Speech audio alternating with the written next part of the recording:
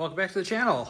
We got our prize E46 323 CI in the garage. This is one I just bought at auction.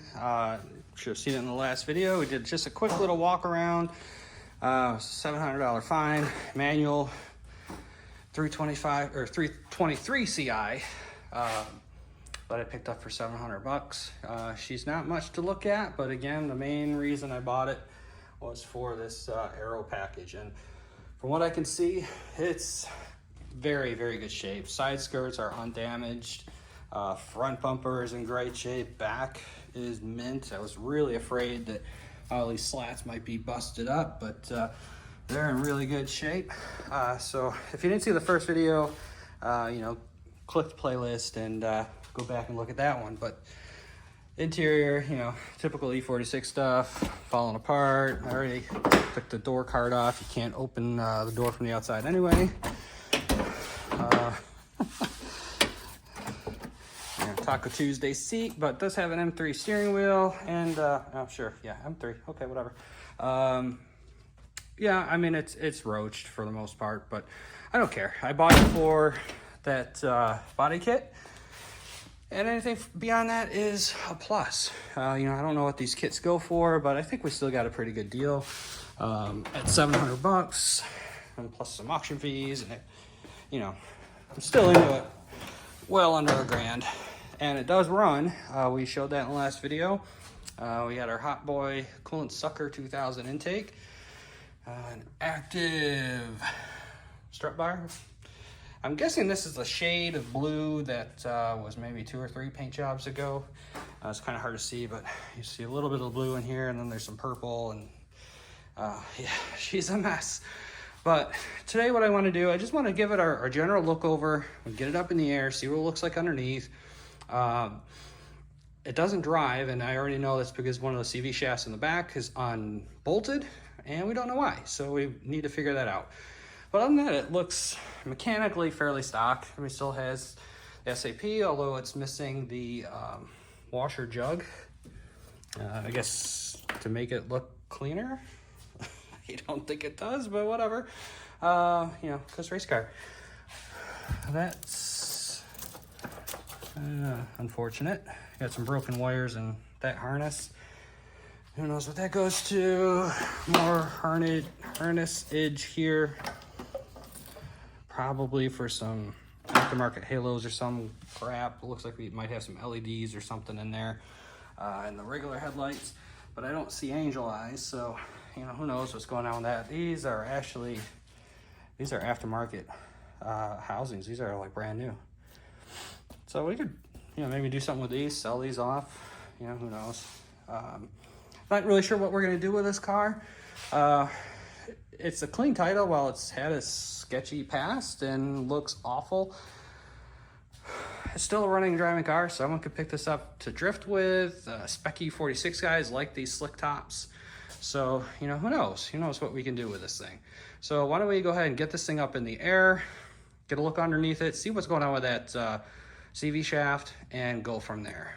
All right, we're just about to go underneath. Just want to get a quick look at this body kit up here, this front bumper from the aero package. Again, looks really great. All the mounting points for the fog lights look good. They're not all broken off. I still gotta figure out what fog lights fit there. Whether they're the M3 style. I don't think they're the stock coupe ones, but we'll figure that out. And I apologize for the fan noise. It's really, really hot in here. First impressions, it's wet, which, we kind of expect. Probably an oil pan gasket, not doing it.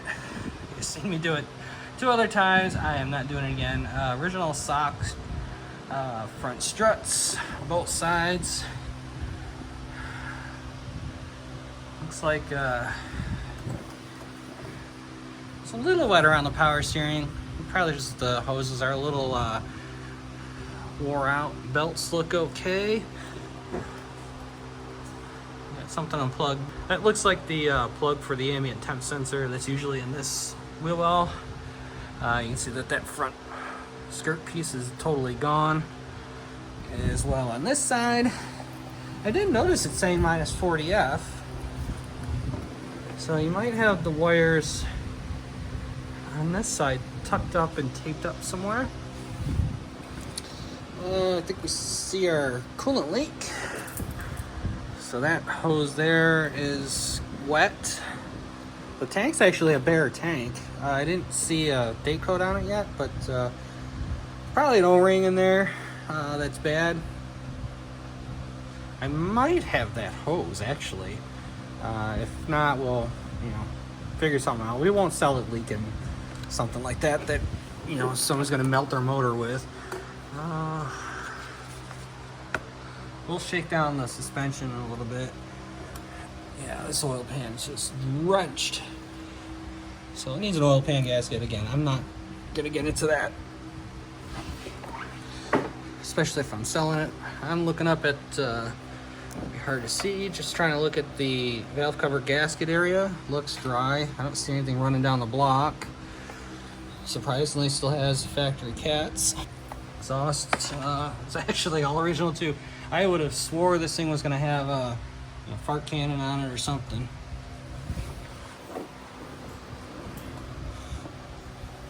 Wheel housing area a little wet. Could have a rear mainsail leak. It's possible. This is a Getrag 5-speed. Oh, this flex disc looks fine.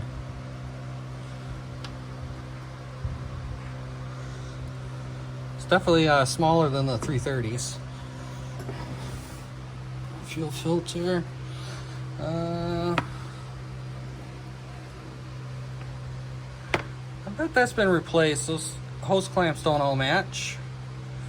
So it's probably had a fuel filter in it. Of course, we can't see the center support bearing with the exhaust and the heat shield in the way. And unlike the 330s, these do have a U-joint in the back, and that is not serviceable. So if that goes bad, you are putting in a whole new shaft.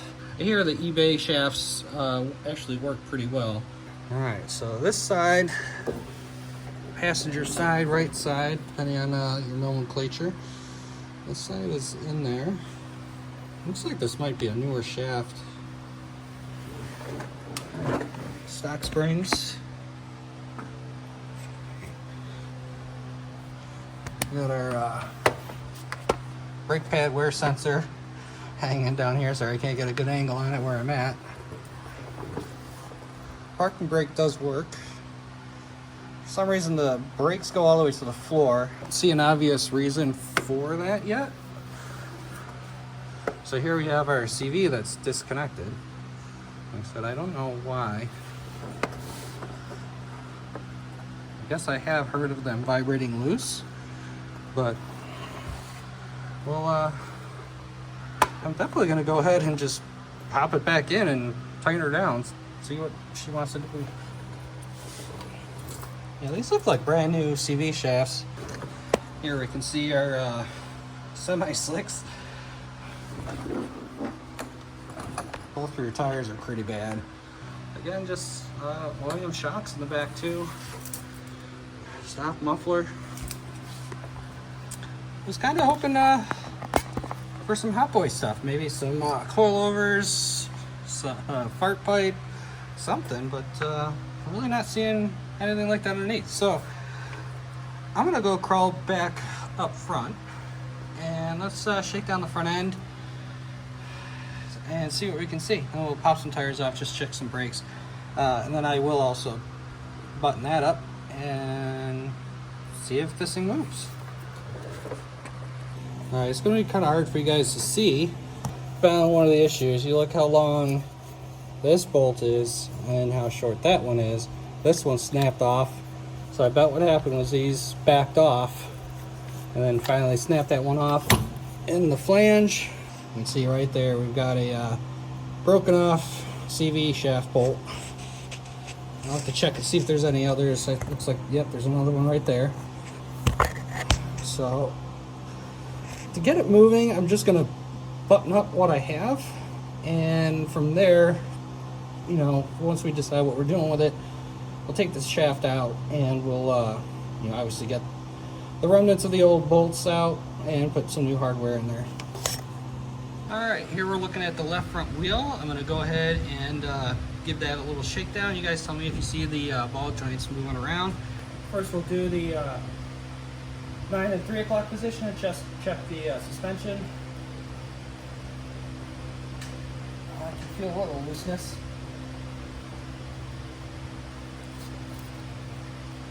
Wheel bearing feels good, the 12 and 6. All right, well on the left side, I felt a little play, probably the lower ball joint, but it wasn't super bad, but it just was kind of there.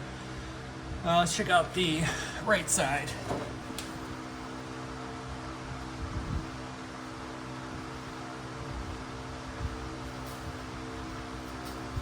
Again, I just feel a little, tiny bit of play. Nothing crazy. I see a lot of play in the control arm bushings. All right, so I'm gonna try to get some wheels off, and I say try because it's usually a lot better to do it on the ground if it hasn't been moved in a while. But let's see if I can get these off. We'll just take a quick look at the brakes and suspension stuff. All right, well, I mean the rotors are rusty from sitting. There's a little ridge on them, not terrible. Pads are maybe half-life, at least on the outside. Looks like we did an on-car silver paint job. Yeah, about half-life on the brake pads. These are quite a bit smaller than the 330 brakes, I can tell you that. But they look in good shape. Again, just original shocks. Bump stop's gone. Nothing too crazy. See if I can get the other side off. And about the same story for this side. Pads are about half. Small lip on the rotor, but nothing crazy. Bump stop is still mostly there, but original other than that. This side actually had all 5 lug nuts. The front only had 4. Back here we got all 5. I'm not gonna pop the tires off. The pads look brand new back here. So why don't we have any brake pedal? Back here, same thing. They look brand new. Brand new pads. Just a little bit of rust from sitting on the rotor surface. Little lip. It looks like they just did a pad slap. They didn't put new rotors on. 2-piece bump stop back here. I'm sure every single bushing back here needs to be replaced. Let's check some fluids here while we're at it. We got brake fluid. Yeah, there's plenty of brake fluid. Well, we could always start with a brake bleed. See if that gets our pedal back. If not, probably needs a master cylinder. Let's see, there's our power steering fluid. It's got plenty, probably overfilled. And let's check our oil.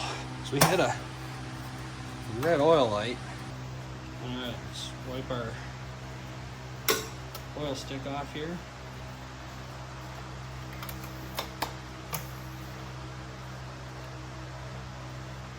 And it's way over full. Basically, they should be between these two, and it was all the way up here. But let's check her again.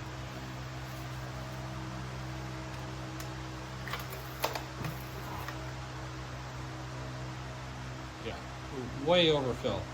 You see how high on the stick it is?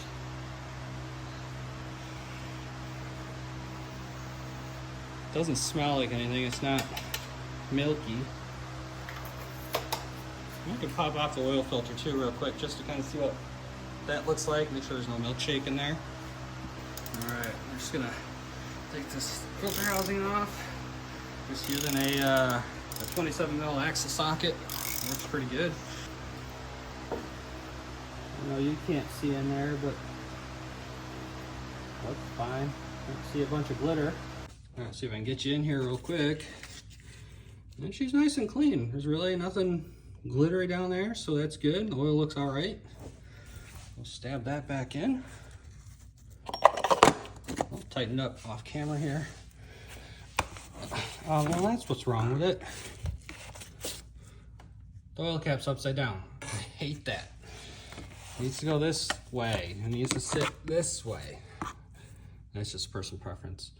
Yeah, I mean, you can't really see down in there, see anything exciting, but here I go, putting it on backwards. There, fixed. But yeah, I'm gonna go under there and reattach that CV shaft and see if we can get it to move under its own power. All right, well, we got power hooked up, got the key, I got that CV shaft put back in. Definitely two of those CV bolts were snapped off.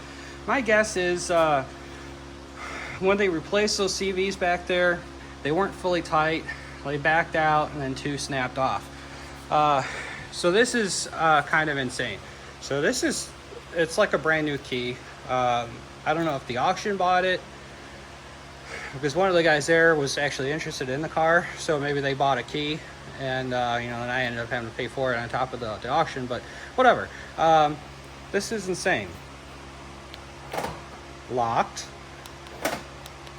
unlocked both doors, and the trunk popper. So there's even sync too. So it's pretty crazy, because a lot of times these door actuators suck and they don't work. They might lock, but they won't unlock, and all that kind of jazz. So let's get in here. So you got all the lights on. We know it starts. We started it the other day, but we got a bad connection. All right, let me go tighten up the battery cables, and I'll be right back. All right, so let's try that again with some good battery connections. Okay, starts right up. Engine light, your washer solvent light, obviously, because the tank's not there. Jellyfish launcher's out the back. The one that's I'm most concerned with is the red oil light. We'll have to dive into that. We got airbag lights. Probably should have the garage door open, but all right. Let's put her in first gear. Parking brake is off. And we have gears. The brakes kind of work.